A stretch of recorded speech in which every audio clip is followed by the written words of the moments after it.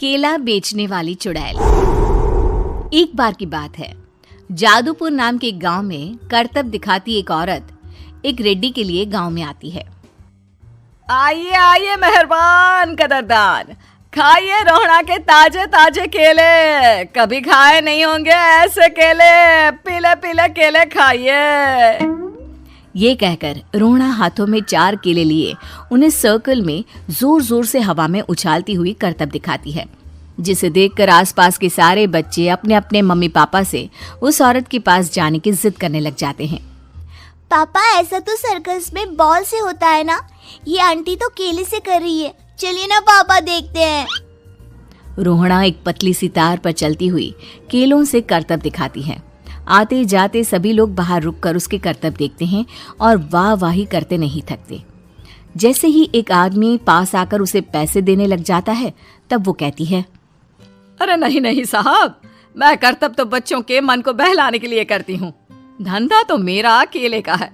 पीछे देखो मेरी रिड्डी, जो भी मेरे केले खाएगा मेरी तरह चुस्त दुरुस्त और तंदुरुस्त हो जाएगा। पता चलता है क्या कि मेरी उम्र 55 की है। अरे पर ऐसे ठंड के मौसम में कोई केला क्यों खाएगा?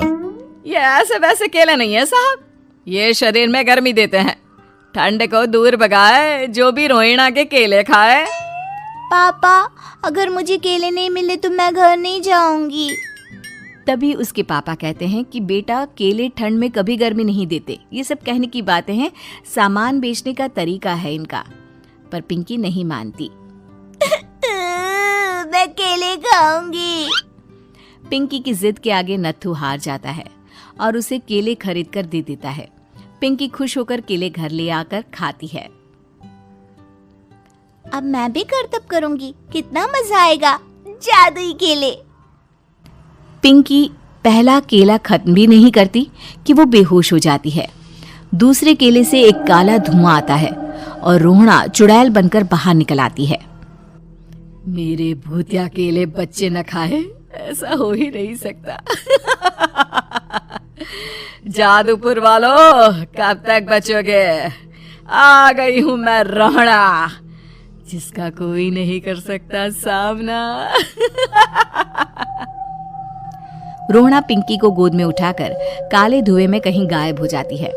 शाम के वक्त नत्थू घर लौटता है और पिंकी को घर में ना पाकर उसकी माँ से कहता है, माँ पिंकी कहाँ है? अरे बेटा, उसे तो तू सुबह करतब दिखाने ले गया था ना, फिर कहाँ वापस आए तुम दोनों? मुझे लगा तू उसे अपने साथ मंडी ले गया होगा। हे भगवान, मेरी बच्ची कहाँ गई? मैं उसे घर ही तो छोड़कर गया था माँ। नत्थू गांव के घर कोने में अपनी बेटी को ढूंढता है, पर उसे वो कहीं नहीं मिलती। परेशान होकर आखिर रो रो कर नत्थू हिम्मत हार कर घर लौट आता है। अगली सुबह रोहड़ा फिर से करतब दिखाने आती है और इस बार पिंकी की तरह रोनी केले खरीद लेता है। 50 रुपए दिए थे पापा ने, सारे पैसों की मैंने केले खरीद लिए हैं। अब मैं भी आंटी की तरह ही करतबबाज बन जाऊंगा। यही सोचते हुए रोनी केले खाता है और पहला अकेला केला आधा खत्म भी नहीं करता कि चुड़ैल उसके सामने आ जाती है। मेरे साथ चलने का समय आ गया है रोनी। ये तो बस शुरुआत है, अब इस गांव के सारे बच्चे धीरे धीरे मेरे कब्जे में होंगे, एक बच्चा भी नहीं बचेगा। ये कहकर रोनी को गोद में लेकर काले धुएं में अदृश्य हो जाती है। इसके बाद हर रोज गांव में से कोई ना कोई बच्चा गायब होता, पर ऐसा क्यों हो रहा है किसी को भी समझ में नहीं आ पा रहा था। रोज की तरह अपनी बेटी पिंकी की तलाश में नत्थू गांव के एक तालाब के पास बैठा रो रहा था। कहाँ गई मेरी पिंकी? शकुंतला के जाने के बाद एक वही तो मेरा सहारा थी। अरे उसकी आत्मा कोस रही होगी मुझे कि मैं अपनी बच्ची को संभाल भी नहीं पाया। नत्थू ये कहता हुआ रो ही रहा था कि तभी तालाब में से उसे शकुंतला की आवाज सुनाई देती है। कहाँ थी तुम शकुंतला? हमारी बच्ची और सारे गायब हुए बच्चे रोहड़ा के कब्जे में हैं। वो बच्चों को जो केले देती है उससे बच्चे बेहोश हो जाते हैं और उसके कब्जे में आ जाते हैं और वो उन्हें ले जाकर काली दुनिया में ले जाती है। पर वो ऐसा क्यों कर रही है? ये मैं नहीं जानती, पर उस दुनिया का रास्ता मैं आपको बता सकती हूँ। जहां ये नदी खत्म होती है वहां एक केले का पेड़ है, उसके नीचे एक दरवाजा है, वहीं से रास्ता जाता है उस दुनिया का। ये कहकर शकुंतला की आत्मा गायब हो जाती है। गांव के सभी लोग झुंड बनाकर उसी रास्ते से काली दुनिया में चले जाते हैं और वहां देखते हैं कि सारे बच्चे वहां काम कर रहे थे। पापा मुझे ले चलो यहाँ से। पापा पापा। सभी बच्चे अपने मम्मी पापा से लिपट जाते हैं। तो तुम लोग यहाँ तक आ गए? क्यों हमारे बच्चों को पकड़ लिया तूने? तुझे शिकार ही बनाना है तो ले, हम सब आ गए हैं, हमें खा ले। नहीं, मुझे बच्चे चाहिए। मेरे बच्चे के बदले तुम लोगों के बच्चे। क्या मतलब? मैं इसी गांव में रहने वाली एक औरत थी। केले की चोरी के इल्जाम में मेरे बेटे को गांव वालों ने इतना मारा कि वो मर गया।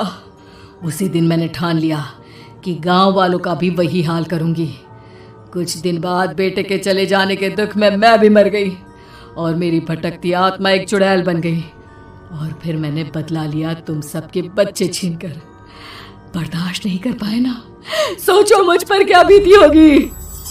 हमें माफ कर दो रोना। पता नहीं ये किसकी गलती थी, पर हम सभी माफी मांगते हैं। हमारी खुशियां लौटा दो, तुम भी तो एक माँ हो। गांव वालों की बात सुनकर रोना का मन पिघल जाता है और वो बच्चों को छोड़ देती है। उसके बाद काली दुनिया बच्चों के लिए जादुई दुनिया बन जाती है। अब कोई भी कभी भी वहां आ जा सकता था।